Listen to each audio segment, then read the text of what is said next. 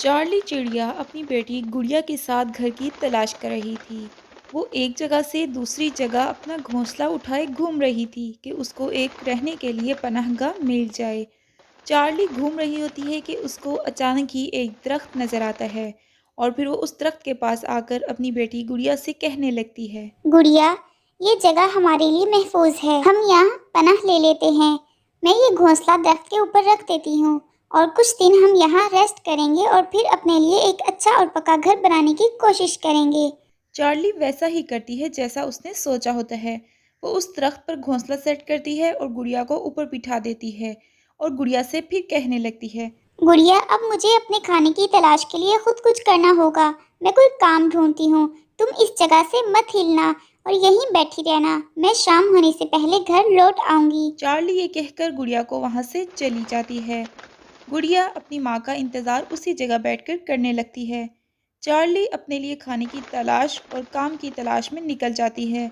गुड़िया को उसी घोंसले बैठे काफ़ी टाइम हो जाता है। गुड़िया कुछ ही देर में क्या देखती है कि बिजली चमकने लगी है और बादल गरजने लगे हैं। गुड़िया को ये बात बहुत ज़्यादा परेशान कर देती है। इसी परेशानी में गुड़िया बैठी देख रही होती है और सोच रही होती है कि अचानक से बारिश शुरू हो जाती है।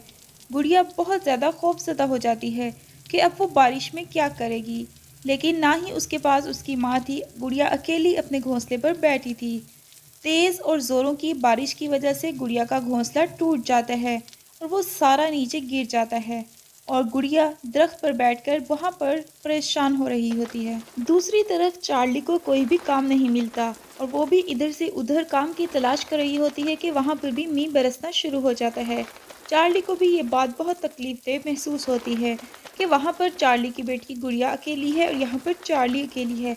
चार्ली फ़ौरन से गुड़िया के पास आने की कोशिश करती है और वो गुड़िया के पास आ जाती है और फिर जैसे ही वो अपना घोंसला टूटा हुआ देखती है बहुत ज़्यादा मायूस हो जाती है। गुड़िया, ये हमारा घोंसला कैसे टूट गया? गुड़िया, अब हम क्या करेंगे? गुड़िया, तुम्हें ठंड तो नहीं लग रही? चार्ली ऐसे सवाल गुड़िया से करती है। माँ, मैं तो यहीं बैठी थी। अचानक तेज बारिश की वजह से हमारा घोंसला टूट गया। माँ, अब हम क्या करेंगे माँ? चार्ली फिर गुड़िया को लेती है और अपने लिए पनाह की तलाश करने लगती है। शदीद तेज़ बारिश में चार्ली इधर से उधर का सफ़र तय करती है कि उसको अचानक वहाँ पे एक घर नज़र आता है।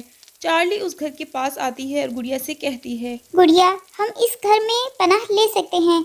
हमें थोड़ी सी कोशिश करनी होगी अगर इन्होंने हमें पनाह दे दी। उस घर में एक ओज़ीर चील रहती थी।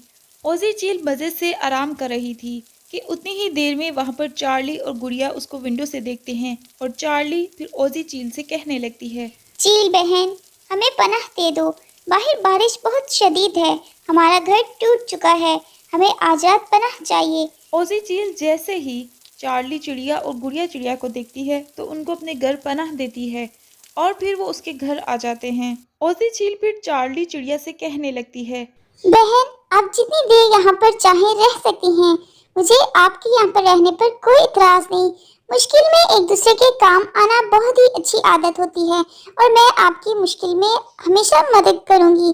आपको शायद याद हो कि हम दोनों एक दूसरे को जानते हैं। जैसे ही चार्ली चिड़िया ओज़ी चील की बात सुनती है वो उसको बहुत ध्यान से देखती है और फिर कहने लगती है। ओह ओजी, मुझे याद है आपका नाम, लेकिन मुझे ये याद नहीं आ रहा कि हम कैसे मिले थे। फिर ओज़ी चील चार्ली चिड़िया को याद करवाती है और उसको वो वाकया सुनाती है जहाँ पर उन दोनों की मुलाकात हुई थी। चार्ली चील नई नई शादी होकर अपने ससुराल आई थी। ओज़ी चील अपनी बेटी रानू के साथ वहाँ पर सैर करने आई हुई थी। इसी तरह एक दिन उनकी गाड़ी खराब हो जाती है और ओज़ी को पनाह चाहिए होती है। ओज़ी अपनी बेटी रानू के साथ चार्ली चील के घर आती है। रानू बेटा, हमें इस घर में जाना होगा। देखते हैं कि ये वाला घर हमें पनाह देता है कि नहीं, क्योंकि इस वक्त हम मुश्किल में हैं। रात काफी हो चुकी है। हमारी गाड़ी सुबह तक ही ठीक हो सकेगी। और फिर ओज़ी चील रानू के साथ चार्ली के घर आती है। चार्ली बहुत ही खुशी से उनका इस्तकबाल करती है और उनको अपने घर पनाह दे देती है और फिर उनसे उनके बारे में पूछने लगती है। आपका नाम क्या है? आप कहाँ से आई हैं और ये आपकी खूबसूरत सी बेटी है क्या? फिर चार्ली को ओज़ी जवाब देती है। हम लोग सैर के लिए यहाँ पर आए थे। हमारी गाड़ी खराब हो चुकी है। मेरा नाम ओजी है और ये मेरी बेटी रानू है। आपका बहुत बहुत शुक्रिया कि आपने हमें पनाह दी। हम दोनों एक दूसरे को जानते नहीं, लेकिन फिर भी आपने हमें रात को पनाह दी। काफी कम लोग होते हैं जो इस दुनिया में इतने अच्छे होते हैं, अनजान लोगों को भी पनाह दे देते हैं। तो फिर इस तरह उन दोनों की दोस्ती हो जाती है। जैसे ही ओजी चील चार्ली चिड़िया को ये सारा वाकया सुनाती है, चार्ली चिड़िया को सारी बात समझ में आ जाती है। वो बहुत खुश होती है कि काफी अरसा पहले मुलाकात हुई थी और आज दोबारा मुलाकात हुई है। बहन, ये तुमने अपना क्या हाल बना लिया है? मैंने जब तुम्हें देखा था तब तो तुम इतनी सजी संवरी रहती थी, और अब तुम्हें क्या हो गया है? बस मैं क्या बताऊं, जैसे ही इनके पापा चले गए मुझे बहुत मुश्किल का सामना करना पड़ा। दर बदर की ठोकरें खाई।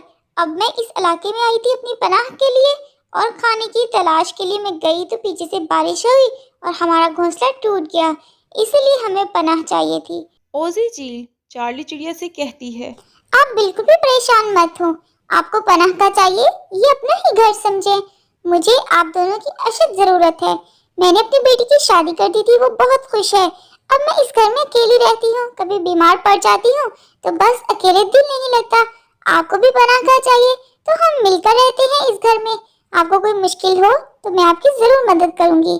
चार्ली चिड़िया ओजी चील की बात मान लेती है और वक्ती तौर पर वहां पर रहने लग जाती है कि जब तक चार्ली को वहां से कोई काम नहीं मिल जाता और उसके घर का बंदोबस्त नहीं होता, तब तक वो इधर ही रहेगी ओजी चील के साथ।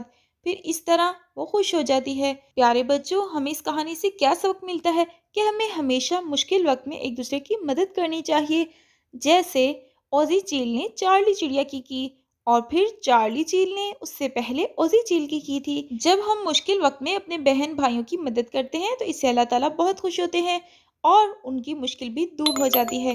तो प्यारे बच्चों, इसी तरह अपने दिलों को बड़ा रखना चाहिए।